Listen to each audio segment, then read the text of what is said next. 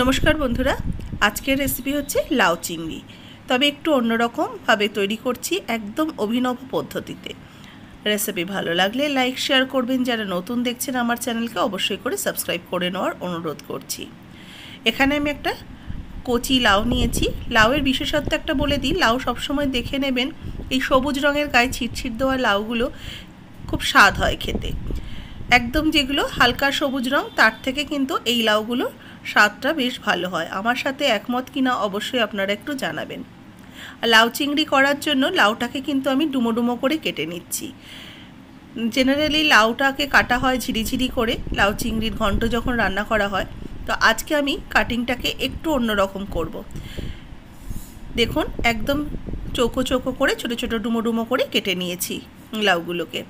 এদিকে একটা মশলা করে নেব। তার জন্য নিয়েছি 1 চামচ গোটা জিরে, 2টো কাঁচা লঙ্কা, হাফ ইঞ্চি টুকরো করে নেওয়া আদা। এবার এগুলোকে একটু থেতো করে নিয়ে আমি বেটে নেব শিলনোড়াতে।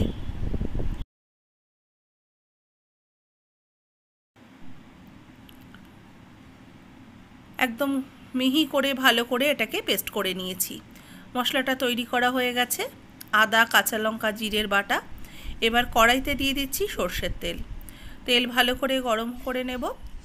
গরম করা তেলের মধ্যে দিয়ে দেবো ছোটো চিংড়ি। আর এই ছোটো চিংড়ি যেগুলো লাউ চিংড়ি বলেই বিক্রি করে, সেরকমই চিংড়ি মাছগুলোকে অবশ্যই দেবেন। খুব বেশি বড় চিংড়ি মাছ দিয়ে করবেন না। এবার চিংড়ি মাছগুলোকে ভেজে নিচ্ছি। আমি যতটা পরিমাণ চিংড়ি মাছ নিয়েছি তার থেকে অর্ধেক ভেজে নিচ্ছি।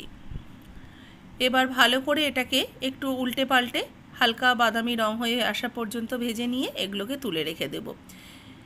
মোটামুটি আমি 1 থেকে 1.5 মিনিটের মতো ভেজেছি। এর বেশি ভাজলে কিন্তু চিংড়ি মাছ রাবারের মতো হয়ে যাবে। চিংড়ি মাছ তুলে নেওয়ার পর ওই তেলের মধ্যে দিয়ে দিচ্ছি কালো জিরে ফোড়ন, আর দিয়ে দেবো 2টো চেরা কাঁচা লঙ্কা। কাঁচা লঙ্কা আর কালো জিরেটাকে কয়েক সেকেন্ড একটু নাড়াচাড়া করে নেব। কালো জিরে কাঁচা লঙ্কা ভাজা ভাজা হয়ে গেলে এর মধ্যে অ্যাড করে দিলাম বেটে রাখা মশলাটা, আদা, জিরে, কাঁচা লঙ্কা বাটা। এবার ভালো করে এটাকে কিছুক্ষণ তেলের মধ্যে কষিয়ে নিয়ে দিয়ে দেবো হলুদ গুঁড়ো 1 চা চামচ, কাশ্মীরি লাল লঙ্কার গুঁড়ো 1 চা চামচ। একটু সামান্য জল দিয়ে ভালো করে কষিয়ে নিচ্ছি। মশলাটাকে ভালো করে কষিয়ে নেবো যতক্ষণ না মশলাটার থেকে তেল ছেড়ে আসছে ততক্ষণ। মশলাটার দিকে একটু ভাজা ভাজা হতে থাক, কষানো হতে থাক। ততক্ষণে আমি আরও যে বাদবাকি চিংড়ি মাছটা ছিল সেই চিংড়ি মাছটা নিয়ে নিচ্ছি শিলবাটার মধ্যে। এবার এগুলোকেও আমি কিছুটা বেটে নেব। আমি কিন্তু কোনো লবণ বা হলুদ কিছু ব্যবহার করিনি। চিংড়ি মাছগুলোকে এমনি একটু বেটে নিচ্ছি। খুব মিহি পেস্ট করার প্রয়োজন নেই। চিংড়ি মাছটাকে একটু জাস্ট থেতো থেতো হয়ে যাবে এরকম পর্যায়ে অবধি চিংড়ি মাছগুলোকে বেটে নিচ্ছি। দেখুন, চিংড়ি মাছ বাটা হয়ে গেছে। চিংড়ি মাছ বাটাটাকেও উঠিয়ে নেব। এদিকে মশলাটা বেশ ভালো মতো কষানো হয়ে গেছে, দেখেই বুঝতে পারছেন মশলাটা থেকে তেল ছেড়ে এসছে। খুব ভালো করে মিনিট 3-4 সময় ধরে মশলাটাকে কষিয়ে নেওয়ার পর এর মধ্যে বেটে রাখা চিংড়ি মাছটা দিয়ে দিলাম। এই বাটা চিংড়িটা দিয়ে ভালো করে কিছুক্ষণ কষিয়ে নেব। মশলার সাথে ভালো করে বেশ কিছুক্ষণ ওই বাটা চিংড়ি মাছটাকে কষিয়ে নিচ্ছি। এতে খুব সুন্দর একটা ফ্লেভার বের হতে শুরু করেছে। মশলাটাও কষানো হয়ে গেছে, চিংড়ি মাছটা দিয়েও কিন্তু অনেকটা বেশ রান্না করা হয়ে গেছে। এবার আমি এই কুচিয়ে রাখা লাউগুলো অ্যাড করে দেবো। লাউটা যেহেতু অনেকটা রয়েছে, পুরোটা একসাথে দেব না, কিছুটা দিয়ে ভালো করে মিক্সড করে নেব। তারপরে বাদবাকি লাউগুলো অ্যাড করব।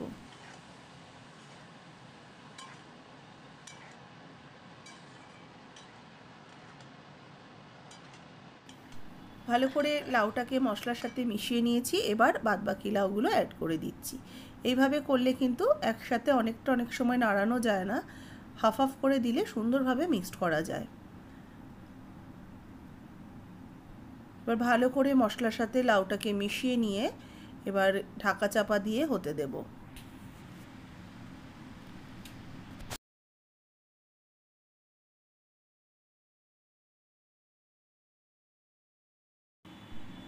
মিনিট 5 ঢাকা দিয়ে রেখে দিয়েছিলাম। লাউ থেকে বেশ খানিকটা জল বের হয়েছে। আবারও একটু ওপর নিচ করে দিচ্ছি। লাউটাকে একটু ভালো করে মিক্সড করে আবারও ঢাকা দিয়ে দিলাম। আর লাউটাকে সেদ্ধ হতে সময় দিতে হবে। এবার লাউতে দেখুন বেশ অনেকটা জল বেরিয়েছে, লাউয়ের পরিমাণটা অনেকটাই কমে গেছে। আচ্ছা, এরই মধ্যে আমি কিন্তু লাউতে লবণ ব্যবহার করেছি। লবণটা দেওয়ার সময় আপনাদের সাথে শেয়ার করা হয়নি, সেই কারণে লবণ তো আর বারে বারে দিয়ে দেখানো যায় না, তাহলে লবণ বেশি হয়ে যাবে। এটা আপনারা অবশ্যই কিন্তু লবণটা অ্যাড করে করবেন। এবার দিয়ে দিলাম স্বাদ মতো চিনি। এবার আঁচটাকে বাড়িয়ে দিয়ে অনবরত নাড়াচাড়া করতে হবে লাউ থেকে যে জলটা বেরিয়েছে যতক্ষণ না জলটা শুকিয়ে আসছে।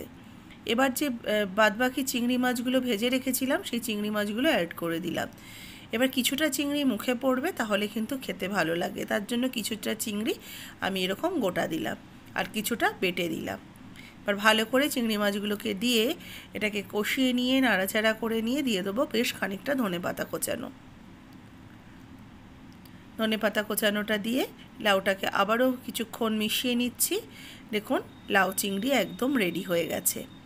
এবার এটাকে নামিয়ে সার্ভ করে নেব। তবে জলটা একদম থাকলে চলবে না লাউয়ের মধ্যে, এটাকে অনবরত একটু নাড়াচাড়া করে মিক্সড করে নিতে হবে। এটা যখন একদম মাখা মাখা হয়ে যাবে তখন এটাকে নামিয়ে নেব। তৈরি হয়ে গেছে একদম অভিনব পদ্ধতিতে লাউ চিংড়ি। অবশ্যই বাড়িতে তৈরি করবেন। রেসিপি ভালো লাগলে লাইক শেয়ার করবেন। যারা নতুন দেখছেন, ফেসবুক পেজ হোক বা ইউটিউব পেজ হোক, যেখান থেকেই দেখছেন অবশ্যই করে চ্যানেলটাকে সাবস্ক্রাইব করে নেবেন, পাশে থাকা বেল আইকন সমেত। রেসিপিগুলো ভালো লাগলে লাইক করবেন, শেয়ার করবেন। ভালো লাগলে অবশ্যই কমেন্টস করে জানাবেন আজকের এই লাউ চিংড়ির পদ্ধতি আপনাদের কেমন লাগলো।